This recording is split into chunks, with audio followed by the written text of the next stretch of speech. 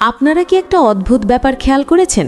আপনি হয়তো কাউকে মন থেকে খুব ভালোবাসেন, তার জন্য নিজের সবটুকু উজাড় করে দিচ্ছেন, সারাক্ষণ তার খোঁজখবর নিচ্ছেন, কিন্তু বিনিময় কি পাচ্ছেন?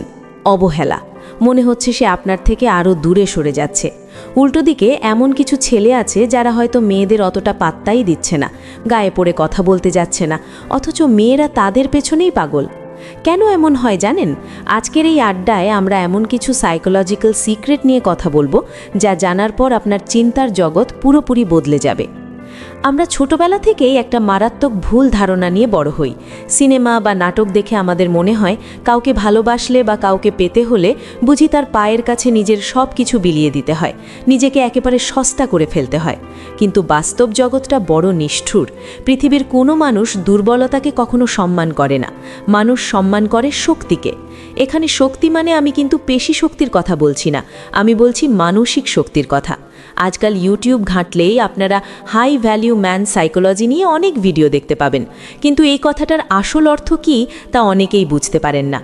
আজ আমি আপনাদের একদম সহজ ভাষায় বোঝাবো কিভাবে নিজের ভেতরকার সেই শক্তিটাকে জাগিয়ে তুলতে হয় এবং নিজের ভ্যালিউ বা আত্মমর্যাদা বাড়াতে হয়। ভ্যালিউ মানে কিন্তু অনেক টাকা, সুন্দর চেহারা বা সিক্স প্যাক বডি নয়। ভ্যালিউ হলো আপনি নিজেকে নিজের আয়নায় কিভাবে দেখেন। আপনি যদি নিজেই নিজেকে সম্মান না করেন, তাহলে পৃথিবীর অন্য কেউ আপনাকে সম্মান করবে না, এটা আপনি লিখে রাখতে পারেন। একজন পুরুষ যখন নিজের সাথেই নিজে ভালো থাকতে শেখে, যার একা থাকতে কোনো ভয় লাগে না, তার মধ্যে এমনিতেই একটা অদ্ভুত আকর্ষণ তৈরি হয়। তাকে মুখই বলে দিতে হয় না যে সে কতটা শক্তিশালী, তার উপস্থিতিতেই মানুষ সেটা টের পেয়ে যায়। সম্পর্কের ক্ষেত্রে আমরা প্রায়ই একটা ভুল করে ফেলি। আমরা আমাদের জীবনের সবটুকু আনন্দ, সবটুকু চাওয়া পাওয়া ওই একটা মানুষের উপর নির্ভরশীল করে ফেলি। যখনই আপনি কোনো নারীকে আপনার জীবনের একমাত্র প্রয়োজন বা নিড বানিয়ে ফেলেন, ঠিক তখনই আপনি তার কাছে চরম বিরক্তিকর হতে শুরু করেন। কারণ এই প্রয়োজন জিনিসটার মধ্যে একটা হাহাকার থাকে, একটা কাঙালপনা থাকে। আপনি যখন ভিখারির মতো ভালোবাসা ভিক্ষা চান, তখন কেউ আপনাকে রাজার সম্মান দেবে না। নারীরা স্বভাবতই চায় এমন একজন পুরুষের ছায়ায় আশ্রয় নিতে যাকে সে ভরসা করতে পারবে। তারা কোনো বাচ্চার দায়িত্ব নিতে চায় না যাকে সারাক্ষণ সামলে রাখতে হবে। আপনি যখন অতিরিক্ত ইমোশনাল হয়ে পড়েন, সারাক্ষণ ভয় পান এই বুঝি সে আমায় ছেড়ে চলে গেল, এই যে হারানোর ভয়, এটা আপনার ব্যক্তিত্বকে একদম নড়বড়ে করে দেয়। মেয়েরা এমন কোনো পুরুষের সাথে নিজেকে নিরাপদ মনে করে না যে নিজেই নিজের আবেগ সামলাতে পারে না। যখন আপনার খুশি হওয়া বা দুঃখ পাওয়া সম্পূর্ণ ওই মেয়েটির ওপর নির্ভর করে, তখন সে আপনাকে আর প্রেমিক হিসেবে দেখে না, সে আপনাকে একটা দায়িত্ব বা বোঝা মনে করতে শুরু করে। আর যেখানে বোঝা চলে আসে, সেখান থেকে ভালোবাসা জানালা দিয়ে পালায়। অনেকেই প্রশ্ন করেন মেয়েরা কেন ভালো ছেলেদের পাত্তা দেয় না। এর মূল কারণই হলো এই অতিরিক্ত ভালো মানুষই, সারাক্ষণ জি হুজুর করা এবং নিজের কোনো আত্মসম্মান না রাখা। একজন পুরুষের সবচেয়ে বড় শক্তি তার মানসিক স্বাধীনতা। যেই পুরুষ এটা বোঝাতে পারে যে তুমি আমার জীবনে আছো, আমি তাতে খুব খুশি, কিন্তু তুমি যদি চলেও যাও আমি ভেঙে পড়ব না, আমার জীবন থেমে থাকবে না। মেয়েরা এই ধরনের পুরুষের প্রতি চুম্বকের মতো আকৃষ্ট হয়। এটাকে অনেকে অহংকার ভাবতে পারেন, কিন্তু না, এটা হলো আত্মবিশ্বাস। মেয়েরা জানে এই মানুষটার নিজস্ব একটা জগৎ আছে, আর সেই জগতে প্রবেশ করাটা তার জন্য একটা অর্জনের মতো। এবার আসি একটা খুব শক্তিশালী অস্ত্রের কথায়, যেটার নাম হলো নীরবতা। আমরা অনেকেই মনে করি মনের সব কথা উগরে দিলেই বুঝি সম্পর্ক খুব ভালো থাকে। এটা মস্ত বড় ভুল।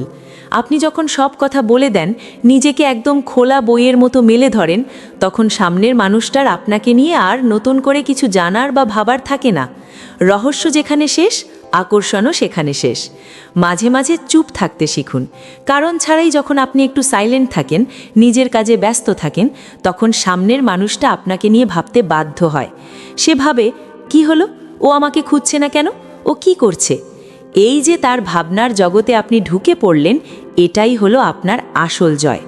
নীরবতা কোনো দুর্বলতা নয়, নীরবতা হলো পরিস্থিতি নিয়ন্ত্রণের সবচেয়ে শক্তিশালী হাতিয়ার। আরেকটা খুব গুরুত্বপূর্ণ বিষয় হলো না বলতে শেখা। যে কোনো পরিস্থিতিতে হ্যাঁ বলা বা সব অযৌক্তিক আবদার মেনে নেওয়াটা কিন্তু ভালোবাসার লক্ষণ নয়, এটা ব্যক্তিত্বহীনতার লক্ষণ।